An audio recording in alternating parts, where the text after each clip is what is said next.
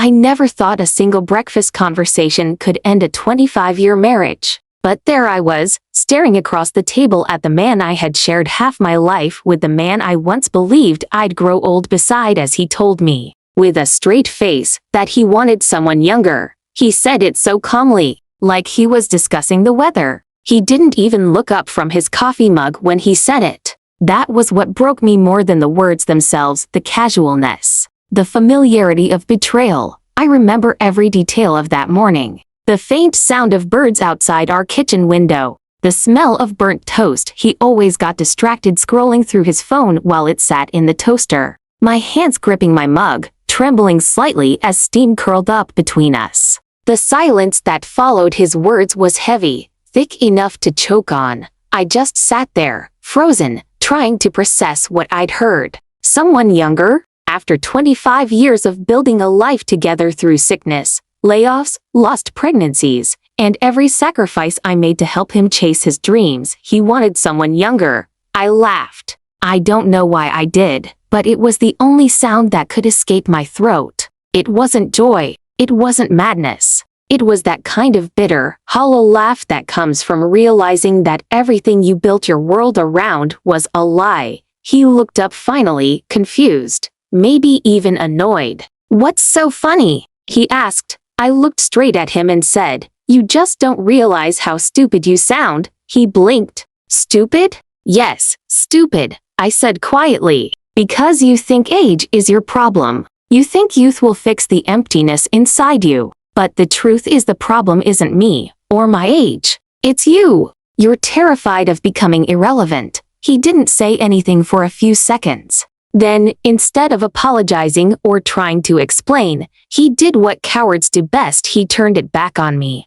"I just need to feel alive again," he muttered. "We've grown apart. You've changed. You're not the same woman I married." I stared at him, speechless. How could I be the same woman? The woman he married was 24, naive, hopeful, and believed that love could survive anything. The woman sitting across from him now was 49, wiser, scarred, and tired of being taken for granted. I had changed, but only because life with him had forced me to. He stood up, pushed his plate away, and said, "I don't want to hurt you, but I can't keep pretending." That was the moment it hit me. He'd already made up his mind. Maybe there was already someone else. Maybe there had been for a long time. I didn't ask. I didn't want to give him the satisfaction of seeing me break. I simply said, "Then don't pretend. Go." And he did. He left that morning with nothing but a suitcase and his car keys. No apology, no guilt.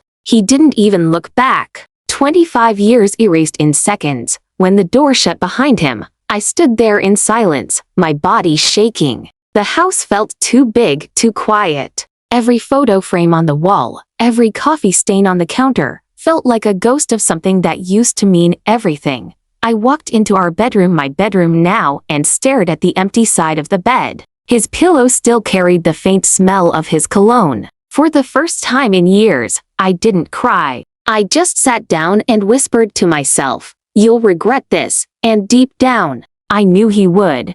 But before I tell you how I made sure he did, how I turned that pain into something so powerful he'd never forget my name, I want to know where you're listening to my revenge story from. Tell me in the comments how far this story has traveled, because what happened next will make you rethink everything you think you know about love, betrayal, and revenge. You see, when someone betrays you after 25 years, they expect you to fall apart. They expect you to disappear quietly. But I didn't. I did the opposite. I rebuilt. I rose. And then, I struck back. But before we get there, you need to understand what our marriage really was. What I sacrificed. What I endured behind closed doors while the world thought we were the perfect couple. Because that's the part of the story that makes the revenge hit harder, knowing just how much of myself I gave before I finally took everything back. People say you can never truly know someone until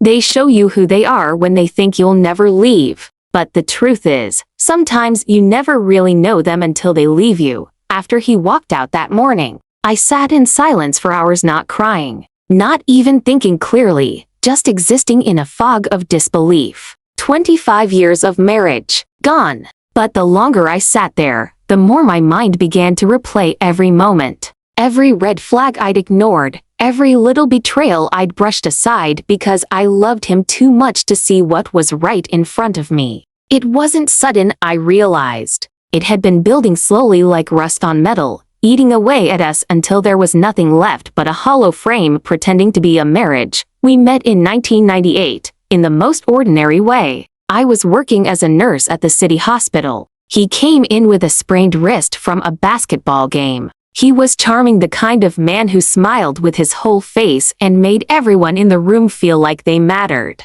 I remember thinking, this one's different. He wasn't rich back then. He drove an old Toyota with one door that wouldn't open from the inside. But he had ambition, and I loved that about him. We got married a year later, a small wedding, just family and a few close friends. I remember how proud I was to take his last name. We started from nothing. A rented one-bedroom apartment, 2 jobs each, and a dream of building something bigger together. He wanted to start a construction company. I supported him with every extra shift I could take. While my friends were buying handbags and going on trips, I was buying cement bags and tools, helping him chase a dream that wasn't even mine. And he did build it. Slowly but surely. Within a few years, he went from working out of his car to owning 3 trucks and an office. I was proud, so proud. I used to cook late into the night for his crew, bring food to their work sites, make sure he never lacked anything. But success changes people. It changed him. It started subtly. He stopped saying we and started saying I got a new contract today. I'm building my brand. I've earned this. I remember the first time he forgot our anniversary. I'd spent the entire day cooking his favorite meal, candles lit, the table set. He came home at p.m., reeking of whiskey and perfume that wasn't mine. When I asked where he'd been, he brushed me off. Business meeting, he said. Something inside me twisted, but I convinced myself it was just work stress. A year later, I found a text message on his phone that read, "Can't wait to see you again, handsome." Last night was perfect. My hands trembled as I stared at the screen. My heart pounded so loud I could barely breathe. When I confronted him, he looked at me with irritation, not guilt. "You're overreacting. She's just a client." And I believed him. Why? Because I wanted to. Because after all the sacrifices I'd made, the thought of losing him felt worse than the pain of being lied to. I told myself marriage was about forgiveness, about endurance, about loyalty through storms. What I didn't realize was I was the only one in that storm fighting to keep the ship from sinking. He had already jumped overboard. When he became successful, everything about him changed. The way he dressed, the way he talked, even the way he looked at me. He used to call me his lucky charm. Now he called me old-fashioned. He used to hold my hand in public. Now he walked ahead of me, phone glued to his ear. The final straw came 3 years before he left. I found a hotel receipt in his car to nights at a resort under his name, booked for business travel. Except his company didn't have any sites near that area. I confronted him again. This time ready for the truth. "Tell me the truth," I said. "Are you seeing someone?" He looked at me cold and distant. "You're paranoid, you know that?" I could feel my chest tighten. "Then why are there 2 glasses on the receipt? 2 breakfasts?" He stared at me for a long moment. Then he smirked. "You're reading too much into everything. You need to relax. Go do something for yourself for once." That night, I cried in the bathroom until my eyes were swollen. I knew he was lying. But again, I stayed quiet. I stayed because I didn't want to be the woman who gave up. I didn't want to be the wife people whispered about, the one who couldn't hold her marriage together. But deep down, a small voice in me whispered, "One day, he's going to push you too far." That day came when our daughter turned 21. We threw a small dinner to celebrate. Family, friends, laughter, the kind of night that reminds you what life's supposed to feel like. But throughout the evening, he kept checking his phone, smiling at messages he thought I didn't see. When everyone left, I asked him, "Who keeps texting you?" He said, "Just business." I said. At midnight? He snapped. Can you stop being so damn controlling for once? I froze. That wasn't the man I married. Or maybe it was, maybe I was just seeing him clearly for the first time. He left the room. I stood there, my birthday decorations still hanging, our daughter's laughter fading in my ears. I realized in that moment that I had been living in a fantasy, one where love could fix betrayal, one where loyalty could rewrite selfishness. That's when I started keeping records, receipts, messages, emails, photos. I didn't know why at the time, but something told me I would need them someday. And I was right. When he finally told me he wanted someone younger, I didn't argue. I didn't cry. I just let him walk out. Because by then, I wasn't shocked, I was ready. But before I show you what I did next, I want to take you back to the weeks after he left, because that's where the fire truly started. That's where I realized revenge wasn't about hurting him. It was about reclaiming myself. At first, the silence in the house was unbearable. I'd wake up expecting to hear his keys jingling or the sound of his shoes on the stairs. Instead, there was only the hum of the refrigerator and the sound of my own breathing, but silence can be a teacher. In that silence, I found my strength again. I started going on long walks, just thinking. I made a list of everything I'd given up for him, my savings, my time, my career growth. And for the first time, I saw the truth clearly. He hadn't left me because he wanted someone younger. He left because he couldn't stand facing the woman who had seen him at his weakest and still stayed. He didn't want love. He wanted worship, and I was done worshiping. 3 months after he left, I got a message from an old friend, someone who worked in finance. She said, I saw your husband today. He was at the bank with a much younger woman. They looked close. I smiled when I read that. Close, huh? I thanked her and said nothing more. Because I already had a plan forming in my head. I knew about his accounts. I knew about the loans he'd taken out in the company's name. I knew about the property documents because for years, I'd been the one signing things he didn't even read. He thought I was too naive to understand how his business worked. But he forgot I'd been there from the beginning. I knew every brick, every deal, every dollar. He thought he could rebuild his life without me. He thought he could erase me from his success story, but what he didn't know was, his empire had my fingerprints all over it. The stage was set. The players were in motion, and my revenge, patient, silent, and strategic, was just beginning. He walked away thinking he'd won, but I was about to show him what it really means to lose everything. The truth didn't arrive like a thunderclap. It crept in, slow and deliberate. Like someone unzipping a hidden compartment you didn't know existed. For weeks after he walked out, I watched him through a new kind of lens, not one of love or hope, but of quiet, methodical observation. Where he went, who called, which accounts shrank. I kept my records close, like talismans, receipts, emails, copies of contracts, signatures I had traced in 1,000. Late-night bursts when our kids were sleeping and the world felt small enough for rebuilding. Then the first real crack opened because of something silly, a forwarding email from the company that made me frown. It was a notification about a transfer that I knew we hadn't authorized. The amount was not huge at first, but the description was coded consulting fee. It said, to a name I didn't recognize. I printed the email, circled the entry with a pen until the paper took the shape of my fist, and decided to follow the thread. When I started asking questions, people who had once been friendly became suddenly evasive. Oh, he's been very busy, one contractor told me, as if busyness was an explanation for secrecy. You should focus on yourself, said a woman from his office, like that was supposed to be comfort. It all sounded hollow. I didn't focus on myself.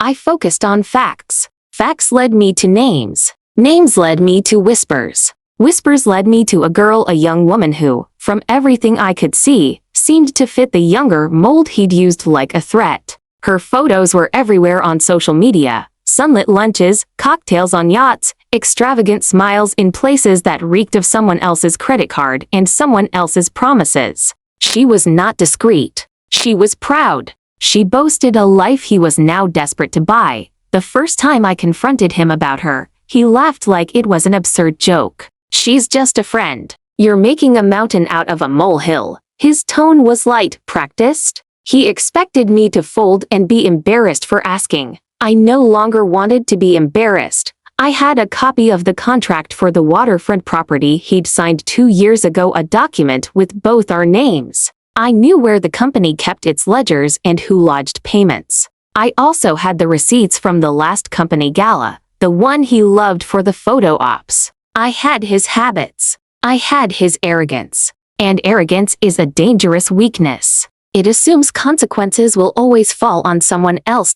So I did what any woman trained by years of silence and resilience would do. I gathered proof. The first piece of undeniable proof came from a small bank slip someone at his firm mistakenly sent to our old business email. It was meant to be internal. Payment to A. Okoye Personal Services 4500. I printed it, then sat with it on the kitchen island, staring until the numbers blurred. Personal services, I repeated aloud until the words tasted like bile. I called the bank. The woman on the phone was polite and professional. Mrs. Adekinley, for privacy reasons we can't disclose account details unless you're a joint signatory. I was. That was the thing none of them seemed to remember. I'd signed documents in his absence, finger cramped from late nights and early mornings, trusting him with the future. I asked for copies. I used a calm voice, the kind that hides the storm inside. After a short wait and a few transfers,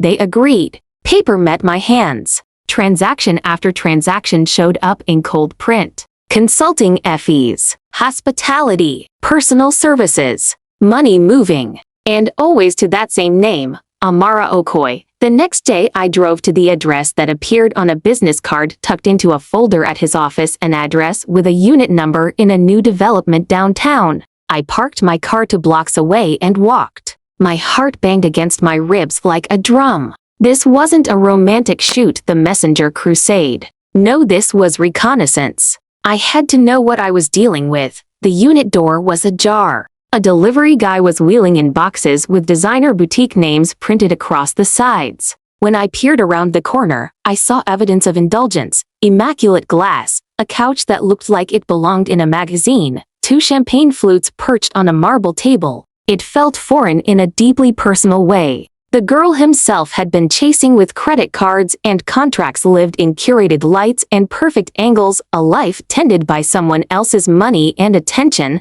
I found her voice in other places, too. At a charity event where he was a sponsor, he laughed with her, hand at the small of her back. At a restaurant downtown, a waiter slipped me a receipt and said, "I remember him." He had forgotten the small kindnesses that make people remember. A few nights later, I watched from the shadows as they left the theater, matching jackets, matching footsteps, and I felt something dangerous and raw rise inside me. It wasn't only rage. It was recognition. He had abandoned the home he'd vowed to treasure for another's smile. After I assembled enough breadcrumbs, bank slips, hotel receipts, photos tagged with his name, I confronted him in a way I'd never confronted anyone. I invited him over under the pretense of discussing the house, the kids, the accounts. He arrived, smelling of aftershave and a scent that was not mine. He was nervous. I could see it in how he sat, legs uncrossed, hands fidgeting. "Amara," I said, naming her loud and deliberate. His eyes flicked like a trapped animal. I kept going, softer now. "How long?" His answer was infuriating in its simplicity. "It's complicated." Complicated? How? I stood up, paper in hand. I laid the bank slips and receipts across the table like the evidence in a courtroom. "You've been paying her. You've been taking trips. You changed locks. You lied." He tried the familiar strategy of gaslighting. "You're reading too much into things again. Maybe you should see someone." This obsession, my voice cut him off. Obsession would be wanting to know everything about you. I used to say I loved you enough to trust you. Now I want to know everything because I'm leaving the pieces in order. The words came out calm, controlled, and for the first time, I felt none of the tremor that had kept me small for years.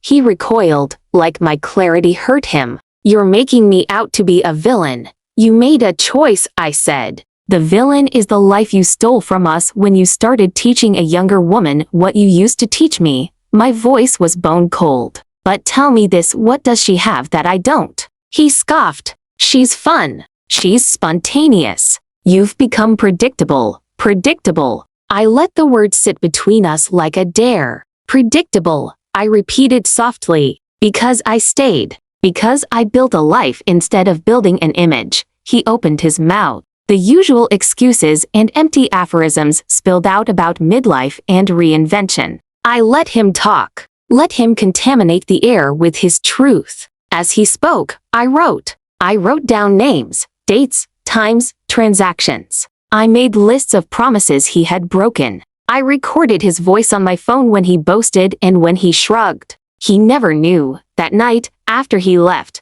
I sat at the kitchen table and let the enormity of what I had collected sink in. It was more than anger now. It was ammunition. Each receipt was a missile. Each photo, a seed of exposure. Each careless boast he had made at the company gala could be used against him in 100 small, perfect ways. But revenge, I had learned in the slow months after his departure, is not a tantrum. It is not a spectacle you stage impulsively. It is a campaign of pressure and patience. It is a long curve that bends towards truth and consequence. If you rush it, the moment loses its sting. If you time it right, heartbreak can become the kind of art people remember. So I planned. I started small, the way chess players start the endgame with sacrifices that look insignificant until they succeed. The first move was legal and quiet. I called the firm's accountant under the guise of asking about tax records. The man remembered me. He'd always been kind when I came in to sign forms. He took my request seriously when I mentioned possible misallocated funds. "We'll run an audit," he said. "It'll take a few weeks." I smiled on the phone and felt something in my chest bloom. An audit could reveal the payments that had been disguised as legitimate fees. An audit could make him uncomfortable. An audit could make other eyes look at him. Next, I called a woman in the estate's office whom I'd met years ago when we were small and desperate for a home loan. She owed me a favor once. Social capital in our circle had been currency. I invoked our old debt over coffee and asked for a copy of the title history of the company's newest property. She sent it within days. Chain of title, clauses, the signatures. There it was. His name, my name, the kind of legal entanglement he'd thought would protect him. I also reached out subtly to friends in his social circle, women I'd known since before the company took off. I didn't beg for loyalty. I merely asked for the truth. The responses were mixed. Some were sympathetic, some embarrassed, some indifferent. But one message lit up the screen like a flare. "He's been making promises he can't keep," wrote Anita, a woman who'd worked with him on municipal bids. "Last month he told me he'd cover a contractor's payment, and when the contractor followed up, the check bounced." Bounced checks are small humiliations for the powerful. They are a whisper of instability, the first sign that the engine running the public image is sputtering. I gathered these whispers and bound them together. Each one was a thread connecting public success to private mismanagement. Meanwhile, I watched Amara. I didn't stalk her, that's a line I don't cross. But I watched how she presented herself, an Instagram queen drenched in filtered light, a life of curated perfection. There were times she posted pictures of expensive jewelry. Other times she posed at restaurants with plates that would cost a week's groceries for some of us. A picture of them together in front of a newly launched cafe. A tagged post, date night. In the comments, friends fond. In the DMs I never opened, men wrote with admiration. She lived on snapshots. He lived in them. One night, I was at a small fundraiser where he was supposed to speak. I sat 3 rows back, anonymity like a cloak. He stepped up to the podium, and he did what he always did, charm the room, flex the success that had made him unrecognizable. He talked about growth, about responsibility, about giving back. He smiled at his entourage and, for a brief second, I felt the old hunger to interrupt him, to stand up and say, "You have been borrowing life from other people and calling it your own," but I remained seated. There was nothing spontaneous about my current self. Spontaneity belonged to them, and I was not going to gift them the drama. After his speech, We crossed paths in the small throng of people clapping. He was surprised to see me. There it was, the flicker of real emotion before the armor snapped back into place. "Fancy seeing you here," he said, smirking like it was a pleasant surprise. "You forgot to sign the contractor's check," I said, blunt and public. He paled. Around us, heads turned. I watched the FOD crack, and for the first time since he left, I felt the whisper of sweet victory. "Is that true?" I asked the people near us. "Did anyone receive a bounce check from a Deccanly Contracting?" A few murmured. A contractor I had befriended nodded, and a gasp moved through the crowd like a ripple. He recovered quickly, the politician in him back in control. "There was an administrative error," he announced, loud enough for everyone to hear. "We are resolving it." But he had the look of someone who'd been forced to explain planting an empty garden. He left faster than usual. I let him go. Each small public sting was a preparation. Each private paper trail a rope being tightened. I wasn't yet ready to snap it, but I felt the tension building. Then the moment that would shift everything, I found the hotel ledger with dates that matched his trips. And inside that ledger, there was a booking under his name with 2 initials, AO, and his own. It was the kind of human, messy proof that no spin could cover. I photographed the page. I stored the images in a hidden folder on my phone. That folder became my arsenal, but every arsenal needs precision. You don't fire alone into the night and hope something breaks. You wait until the target is vulnerable, until others can see the cantilevered stakes of lies he'd been leaning on. I needed him to be public when the private came out. I needed his friends to feel the tremor. I needed the world he'd built to be uncomfortable watching the scaffolding buckle. So I moved with patience. I tipped a journalist I'd met years ago at a local charity, a woman who liked real stories more than sensational headlines. I didn't give her everything. I gave her curiosity, a few receipts, a bounce check, an eyewitness who'd seen them together leaving an inn. Her response was measured. "If there's a pattern of mismanagement," she said, "we can look into the company finances. We can ask why a private account has been used for personal payments." This was not revenge in the petty sense. This was setting in motion the kind of accountability men in power pretend to respect in public but fear in private. I was no longer a woman who forgave. I was a woman who required truth. As the pieces lined up, his unease grew palpable. He started calling more often, sometimes begging, sometimes arrogant. He sent messages saying, "Let's talk. We can fix this." He offered money, which I rejected. "This isn't about money," I told him.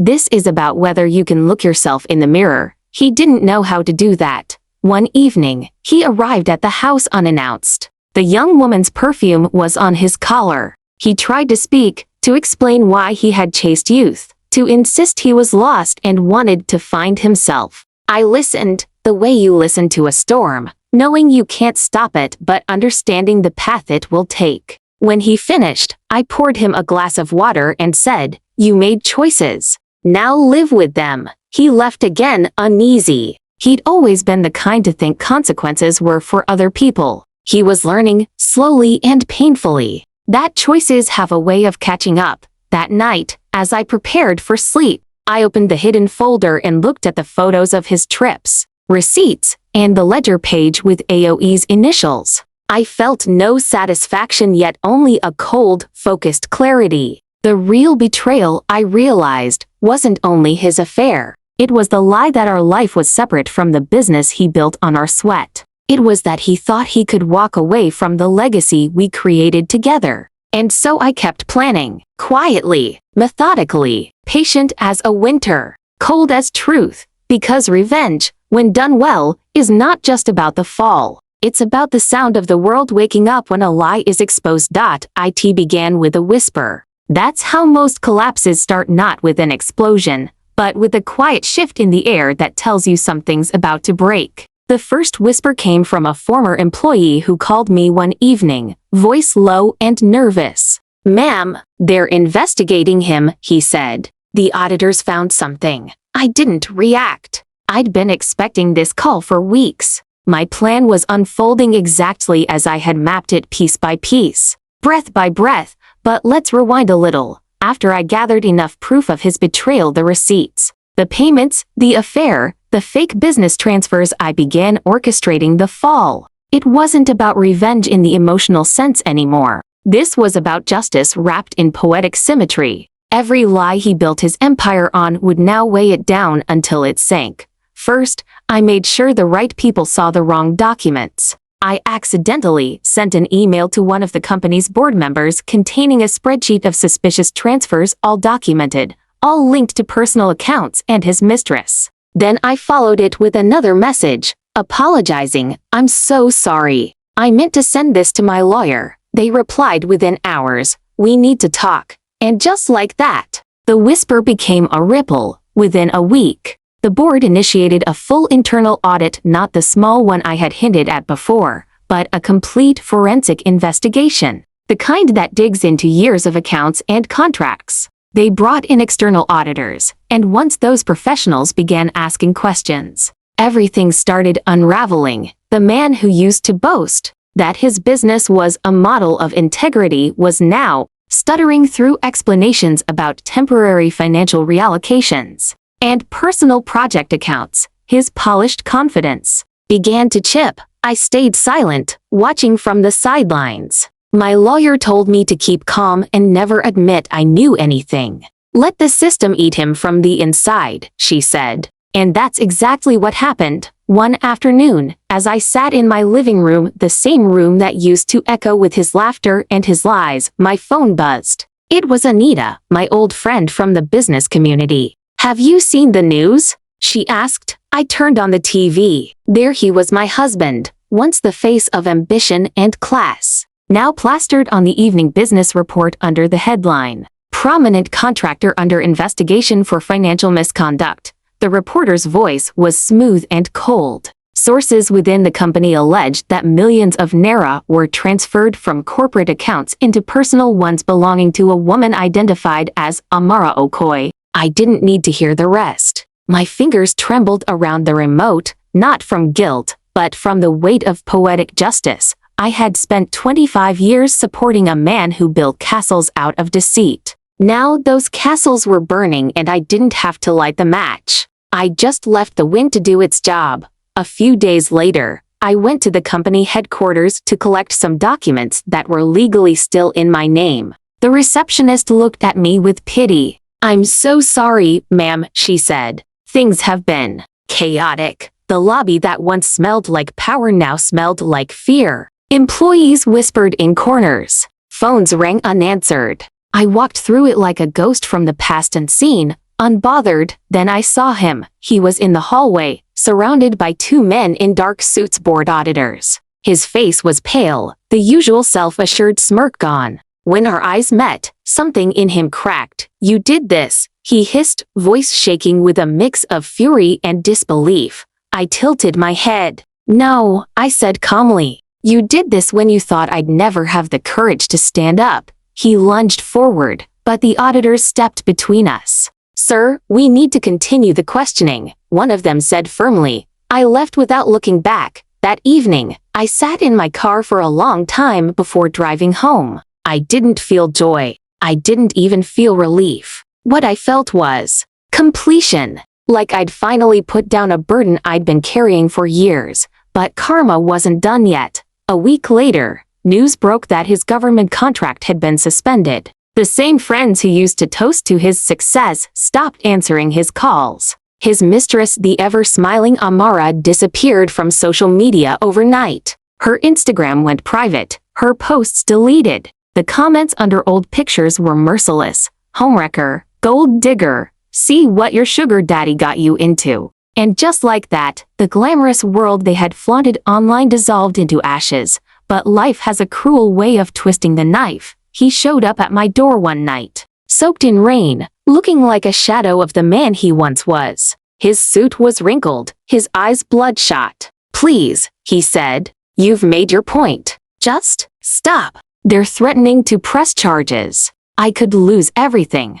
I stared at him for a long time before answering. "You already did," I said softly. "You lost me. You lost your integrity.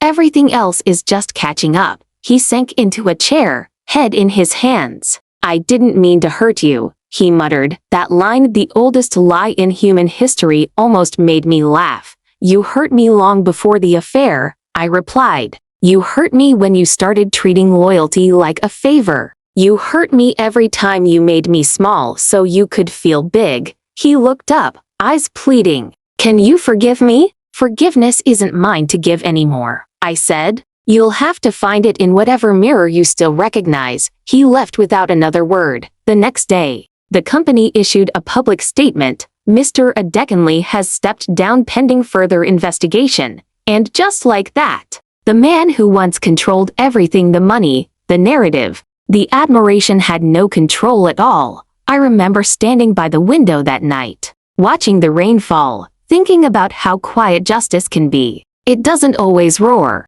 Sometimes it whispers your name in the dark, reminding you that truth always finds its way home. But here's the thing about revenge: even when it's righteous, it leaves a mark. You don't walk away untouched. Every victory costs something. And as I looked at the empty chair across the room, I realized what it had cost me: 25 years of belief in someone who didn't deserve a second of it. Still, the fall wasn't over yet, because in the weeks that followed, something unexpected happened. The media frenzy turned from financial scandal to personal drama. Photos of him and Amara surfaced in tabloids. Headlines screamed, "Corrupt contractor, caught in love triangle scandal, married businessman's affair linked to missing funds." The story was everywhere. TV, radio, blogs. People couldn't stop talking. His business partners began pulling out. Clients canceled deals. The bank froze his corporate account pending investigation. One by one, the pillars that held up his empire gave way. And me? I stayed silent. I didn't need to defend myself. The truth was doing it for me. But I'll never forget the moment I saw his name trend online, not as a respected businessman, but as a cautionary tale. The man who once said, "You'll never survive without me," had become the man everyone avoided. And as his world collapsed, mine began to rebuild quietly, patiently, and with dignity. Still, deep down, I knew this wasn't the end. There was one more card left to play. One last move that would seal his fate completely. Because revenge isn't complete until the person who broke you understands what they lost and who you've become. And that moment was coming soon. For weeks after the headlines died down and the auditors left the building with their folders, I thought the story would end with his downfall and my silence. That was the satisfying arc I had imagined in my mind as I lay awake in the dark. Truth revealed, liar exposed, life reclaimed. But life rarely bows neatly to our imaginations. Revenge had delivered its sting, but it hadn't filled the hollow he left behind. It hadn't answered the question that kept pressing at my ribs: who am I now? There was a morning, weeks after everything imploded, when I woke up and realized the plot I'd been writing for him had left a blank page for me. He had taken so much, not just money or credibility, but a version of me that I had assumed would belong to him forever. The girl who once laughed loudly at cheap jokes, who planned our foolish trips and held his hand at night, she had been smoothed into someone who kept records and waited. I didn't want to be that version of me anymore. Revenge had been a weapon. Now it had to be a mirror. So the turning point wasn't thunderous. It was a small, stubborn decision. I would not let my life be defined by what he had taken, nor by the fall he was taking. I would build something that could not be bought, manipulated, or stolen. I would rebuild on my terms. I started with the obvious: the house. It had been in both our names for years, but the bank's hold and the company's debts made everything messy. Lawyers and whispers crowded the hallways of my life. I met with my attorney in a coffee shop that smelled of roasted beans and safe paper. And while she spoke legalese, I heard a different language, the one I had been learning in the quiet. Resilience. "You can petition for sole ownership," she said, stirring her coffee. "Given the evidence of misappropriated funds and his step down, we have a strong case. It will take time, and he can object, but the court tends to favor the spouse who contributed to the acquisition, especially when there's evidence someone used company funds improperly." As she spoke, I felt the familiar cold rush of satisfaction, legal justice again. but this time translated into bricks and walls that could shelter me. I signed the papers with a hand that did not tremble. I began to file the documents, to call the bank, to speak with contractors about restoring parts of the home he'd let fall into disrepair while chasing youth. But the real turning point wasn't in the paperwork. It happened on a Wednesday afternoon when I answered a message from a woman named Eve, the young woman who used to manage events for our community clinic. She wrote with the kind of bluntness people reserve for those they trust. "You should run the foundation he used to sponsor. Don't let it die because of him." The foundation, a charity he'd used for good PR gala nights, charity plaques, photo ops. It existed to help elderly people in the outskirts get medical checkups, to sponsor a scholarship for a few deserving children. He'd loved the attention it brought, the way his name sat in bronze letters. I had always been the one who actually did the work, spoke to the nurses, organized the forms, made sure the sponsors met the kids. He took the photos. I took the responsibility. When I've suggested it, something in me uncoiled. The foundation had become a symbol I could reclaim. If his name had become synonymous with greed and betrayal, then perhaps the causes he'd paraded could be rooted in something honest. Maybe I could turn the hollow PR into a living thing again, but this time it would be mine. I reached out to the small board that still remained, to the volunteers who remembered the nights I'd prepared food boxes with my own hands, to the clinic nurses who had once trusted me. I went to their meetings, took notes, and listened. People were tired of scandal. They were wary. But when I stood before them, not as the wife of a fallen man, but as someone who had kept the ledger of compassion long after the cameras left, they looked at me differently. "I'm not here to salvage a name," I told them softly. "I'm here to save what matters." I spoke about kids who couldn't afford medication, about the elderly who needed transportation to get to the doctor. I spoke with the clarity of someone who had watched a life built on falsehoods collapse and had chosen to learn the difference between image and substance. They gave me the foundation, not because I asked for power, but because I offered care. I rolled up my sleeves and started announcing free clinics in neighborhoods the big charities ignored. I used the contacts I had kept over 25 years, nurses who owed me favors, small donors who trusted me, volunteers who remembered I had never wanted to be on stage. Together we stocked shelves with supplies and arranged transport for aged patients. We made a small, honest difference, and the gratitude that returned to me was more intoxicating than any headline silence. Publicly, my life was mending in quiet places. Privately, I was planning the last steps of revenge that would ensure the lesson sank in deep.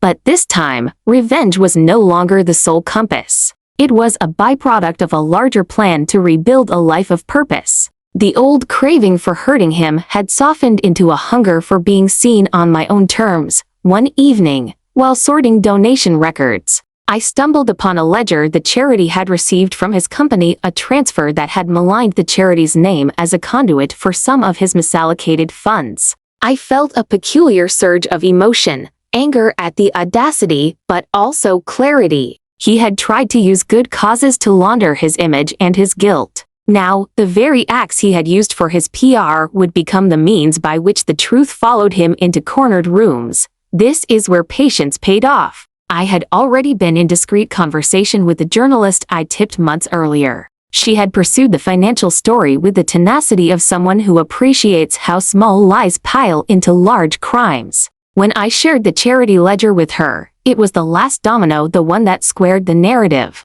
Here was evidence tying the charity to diverted funds, and here was the man whose name graced the plaques. The picture got uglier and simpler with each page, a life built on a public halo while private accounts siphoned funds. It was one thing for auditors to freeze accounts. It was another for the charity he used for vanity to be implicated in the same web. The public is a patient, vindictive creature. It loves ascension, but it relishes a fall. When the reporter published the expose that showed how misappropriated funds had touched the foundation, the reaction was immediate. Donors asked for audits. The board called emergency meetings. People who had once smiled at his speeches now wanted their plaques removed. Through it all, I kept doing the work. I organized emergency clinics, hosted meetings with donors, and personally assured the families that we would not let their aid vanish. My phone became an instrument of purpose rather than a tool of surveillance. Meanwhile, his life, the one made of glossy photos and borrowed prestige, was shrinking. The young woman, Amara, kept her head down. The contractors sued. The bank tightened its screws. The public began to call for more than restitution, they called for accountability. At the same time, something I hadn't anticipated started to unfold. People came to me with their stories. Women who had been brushed aside. Men who had lost pensions because he'd redirected funds. A youth worker who'd been promised a sports ground and never received the money. Their voices threaded together into a tapestry of consequences his arrogance had seeded. I listened. I documented. I connected them to lawyers who took interest as the case expanded from financial misconduct to fraud on a scale that could not be ignored, but the turning point that truly altered the tone of everything wasn't a public win or a legal document. It was a quiet conversation I had on a late Saturday afternoon with my daughter, Neka. She sat across from me at the kitchen table, her hands wrapped around a mug, her eyes shadowed by the headlines and the gossip of friends. Mom, she said, voice small. Do you hate him? The question was blunt and brutal. I thought about all the nights I had cried in the dark, about the promises he tossed away, about the smell of perfume on his collars. I thought about the ledger, the receipts, the board meetings. I thought about the foundation marquee with his name and what it would mean to change it to something honest. I don't think hate is what I feel, I said slowly. What I feel is refusal. I refuse to let him define the rest of my life. I refuse to allow his cowardice to be the ending of my story. She nodded, and then she said something I will never forget. You used to tell me that the strongest wood is the one that bends, not the one that snaps. You taught me that. Seeing you now, it's like you were always preparing for this without realizing it.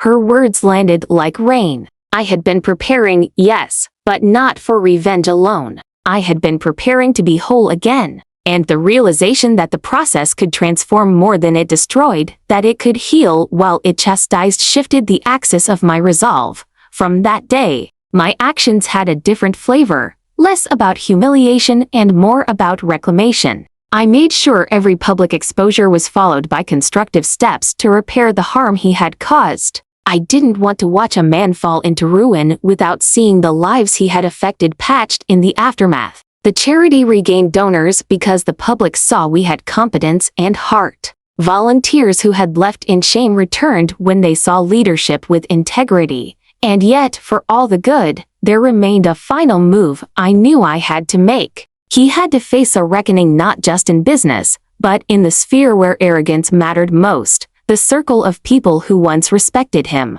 I needed him to stand in a room of those he had used and feel the chill of isolation. I needed him to hear the kind of silence that follows contempt. I planned this last move with the care of someone arranging a delicate operation. It would require patience, timing, and a certain theatricality, but not the kind that sought to humiliate for entertainment. It would expose truth where it could not be ignored, publicly, ceremonially, with witnesses who had the power to amplify the consequences. As I mapped out the sequence, who to involve, what documents to release, which conversations to record, I felt a strange peace. I had moved from being a woman sharpening a weapon to a woman crafting a life. But the weapon remained. It was simply more refined, and that's where Part 5 turns into Part 6. The planning had completed its arc. Now the execution would begin. Not because I loved to watch people burn, but because I wanted him to understand, finally and cleanly, the scale of what he had done and the strength of the woman he left behind. I closed my laptop that evening with a long, slow exhale. Outside, the neighborhood lights blinked on like beacons, small, ordinary, resilient. Inside, I poured myself a glass of tea, stirred slowly, and felt the strange alchemy of hurt turning into purpose. Tomorrow, the first step of the execution would begin. The morning, it all began. The air outside was heavy with the kind of stillness that comes before a storm. I stood by my bedroom window, watching the faint mist rise from the garden. The same garden where, years ago, he and I had once planted lilies and laughed about growing old together. Now it felt like sacred ground, a witness to betrayal, to pain, and finally, to my rebirth. Every war has a decisive battle. Mine was not fought with guns or raised voices, but with truth meticulously planned, precisely timed, and coldly delivered. I had spent months weaving together pieces of evidence, rebuilding the charity, regaining my credibility, and quietly setting the chessboard. Every player was in position now. The auditors, the journalists, the charity board, even the bank officials who had once dismissed my concerns. The first step of my execution plan was exposure with consequence. It wasn't enough for people to know he was guilty, they needed to see it, to feel it. I contacted the journalist who had broken the first story months earlier. She had stayed in touch, following the legal trail with professional obsession. This time, I gave her everything. Bank transfers showing he used the charity's funds for personal luxury. Emails to contractors proving he falsified invoices. And voice notes he'd foolishly recorded, confessions disguised as bragging. We met in a quiet cafe, the same one where I'd first met my lawyer. She was older now, wiser, her eyes reflecting both respect and disbelief as she reviewed the evidence. You could destroy him completely with this, she said softly. I'm not destroying him, I replied. I'm just showing the world who he really is. Within a week, the news hit every major outlet. Ex-CEO misused charity funds meant for elderly healthcare, the headlines screamed. His face, once framed by smiling billboards and polished interviews, now appeared under bold fonts of disgrace. The photos of him handing out food to old women were juxtaposed with documents showing he diverted millions into offshore accounts. The world erupted. Investors pulled out. The company he once built was suspended from government contracts. Amara, the young woman who once flaunted her designer bag at charity events, vanished from social media. He tried to call me several times, but I didn't answer. Each missed call felt like a heartbeat of justice, but I wasn't done. The second step was public accountability. The charity's board, now under my leadership, organized a press conference. It was meant to assure donors that we were rebuilding integrity, but in truth, it was also a calculated stage for reckoning. I wore white that day, symbolic of renewal. As cameras flashed, I took the podium and spoke with the calm certainty of a woman who had walked through hell and returned with the fire. We cannot change what was done, I began, my voice steady, but we can decide how we move forward. This foundation was never about one man's name. It was about the people, the forgotten, the voiceless, the ones who needed help when no one else was watching. And today, we recommit to them without deceit, without exploitation. The room fell silent. Some recognized the undertone, others simply applauded, but everyone felt it. His absence was the loudest sound in that hall. The third step was personal, the confrontation. It happened 2 weeks later, when fate, or perhaps divine timing, brought us face to face at the mediation hearing. He looked smaller than I remembered. The arrogance that once lived in his posture had drained away, replaced by fatigue and panic. His lawyers whispered around him like anxious bees. I walked in quietly, my documents neatly arranged, my presence composed. When our eyes met, he tried to smile. You've made your point, he said under his breath. No, I replied softly. The truth made it for me. I just gave it a voice. The mediator asked us to discuss settlements. He was offering property, shares, even an apology that sounded rehearsed. But I wasn't there for possessions, I already had what I needed. Peace, respect, purpose.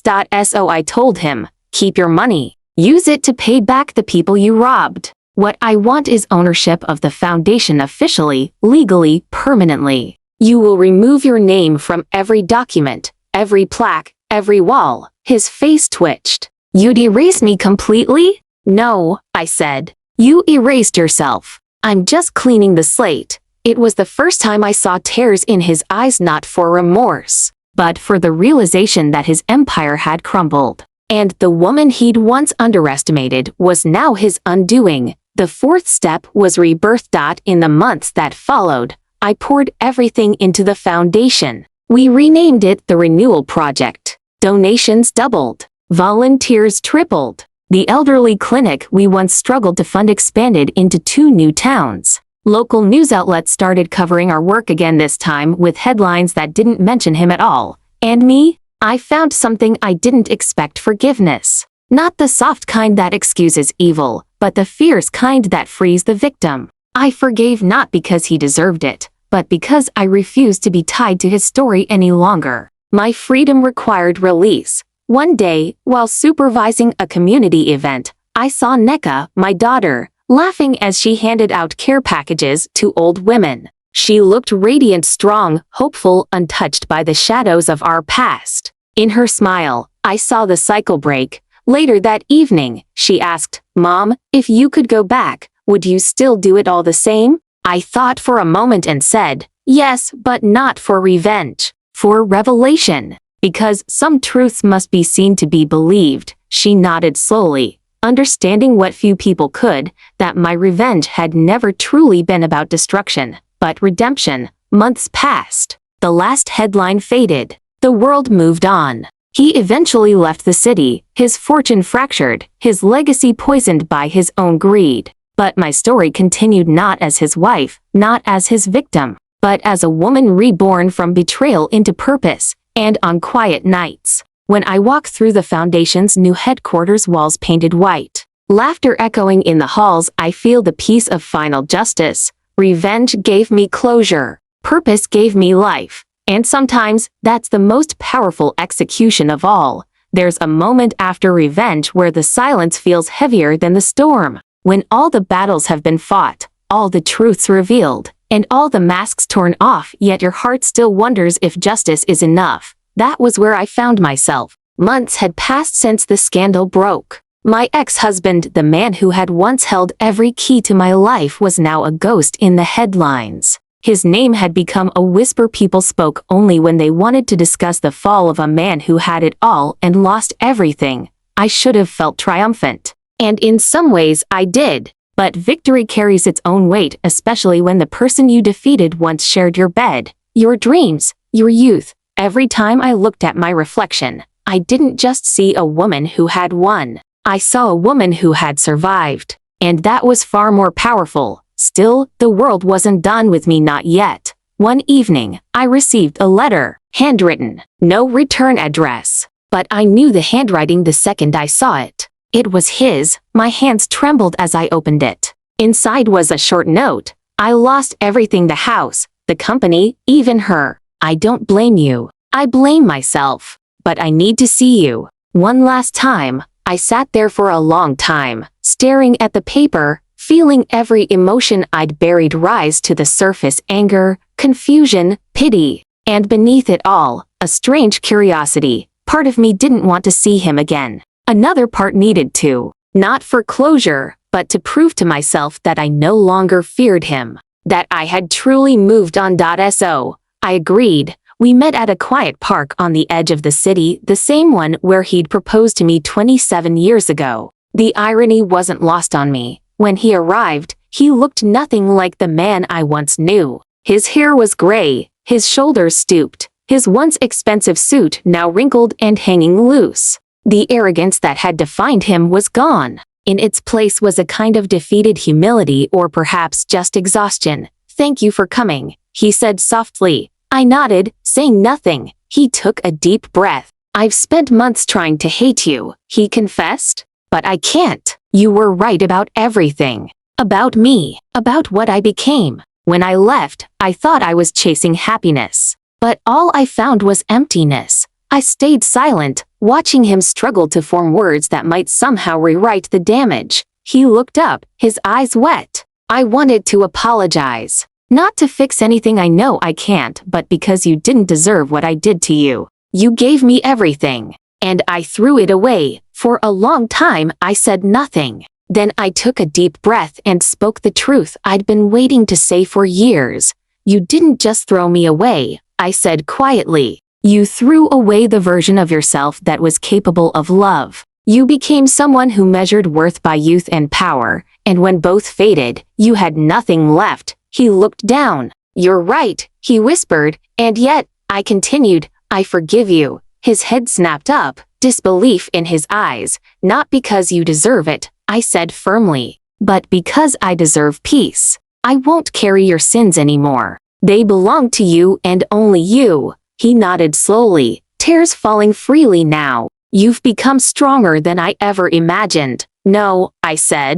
"I've just become who I was always meant to be." We stood there in silence for a while, the wind rustling through the trees. For the first time, I didn't feel hatred. I didn't feel pain. I just felt free. He left quietly that day, and I knew it was the last time I'd ever see him. Weeks later, I heard he'd moved to another country, a small town where no one knew his name. He opened a small shop, living quietly, far from the chaos he once created.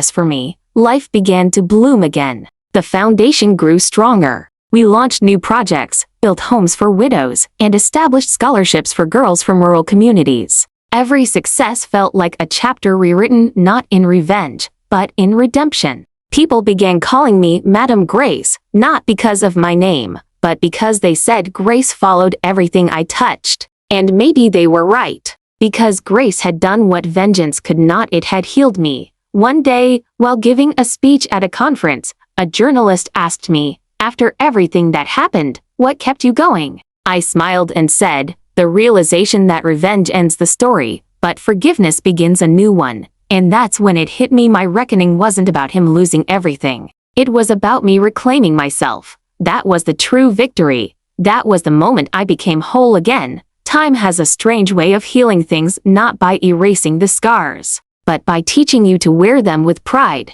It's been 5 years since everything came crashing down. 5 years since I watched my husband, the man I once loved more than myself, lose everything he thought defined him. 5 years since I reclaimed my life, my name, and my peace. And in those 5 years, I've learned something no revenge could ever teach me. That freedom isn't about watching someone else fall. It's about finally rising without looking back. My foundation, the Renewal Project, has now grown beyond what I ever dreamed. We've built housing for elderly widows, opened vocational centers for young women, and sponsored hundreds of underprivileged children through school. Every time I step into our headquarters and see the photos of smiling faces, people whose lives have been touched by what was once my deepest pain, I realize that sometimes your greatest heartbreak becomes your greatest legacy. Still, sometimes, late at night, I think about him. Not with anger, but with a quiet sort of pity. Last year, I heard from a friend that he had fallen ill. Nothing serious at first, but enough to slow him down. The woman he left me for had long since disappeared, taking what little he had left. They said he now ran a small bookstore in a coastal town, quiet, humble, alone. For a moment, I thought about reaching out, maybe sending a note or checking on him. But then I remembered the last words I said to him in that park. "I forgive you not because you deserve it, but because I deserve peace." That peace was still sacred to me. I wasn't going to disturb it. Instead, I prayed for him. Truly, because forgiveness doesn't mean forgetting, it means you refuse to let bitterness poison what's left of your life. A few months later, a letter arrived. His handwriting again. I hesitated before opening it. Inside was a single page and a small old photograph of us, from years ago, standing in front of our first house, smiling with paintbrushes in our hands. The note beneath it was short. "You were right. Love should have been enough. I'm proud of who you became." I stared at it for a long time, and then I smiled. That chapter of my life had finally closed, not with vengeance, not with hatred, but with understanding. That night, I walked out onto my balcony and looked up at the stars. The city lights twinkled below like silent witnesses to everything I had endured. And in that moment, I whispered to the wind, I won, not because I destroyed him, but because I found myself, because I rebuilt everything he thought I couldn't, because I learned that revenge might feel sweet for a moment, but redemption lasts forever. The next morning, I stood in front of a crowd at our annual charity gala. Hundreds of faces stared back, people who'd been following my journey, people who'd heard my story. I took the microphone, feeling the same fire in my chest that once burned with rage, now transformed into purpose. I once thought revenge was the end of my story. I began, but now I know it was just the beginning. Pain doesn't define you, how you rise from it does. I didn't win by making him lose. I won by choosing to live. So to anyone listening tonight, whatever betrayal broke you, whatever loss you've suffered, don't let it bury you. Let it build you. The crowd erupted in applause, but I wasn't done. I looked directly at the camera streaming live 2000s online and said, I want to know where you're listening to my revenge story from. Tell me in the comments how far this story has traveled. And if this story hit you, if it made you feel something deep inside, like, comment, share, and subscribe. Let's remind the world that strength isn't born from vengeance. It's born from survival. And if you've ever been through something similar, share your experience in the comments below. Someone out there needs to hear your story too. As the music swelled and the lights dimmed, I felt tears in my eyes, not from sadness, but from gratitude, because I had finally learned the truth. Revenge is temporary, but redemption is eternal. And as I stepped off that stage, surrounded by people clapping, smiling, and celebrating a foundation built from ashes, I whispered a final thought to myself. This is what winning looks like. If this story touched you, don't just scroll past. Take a moment to share your thoughts below. Have you ever experienced betrayal and found strength through it? Tell me your story in the comments. I read every one of them. And remember, like, comment, share, and subscribe for more true-to-life stories of pain, power, and redemption. Only on Revenge with Mike.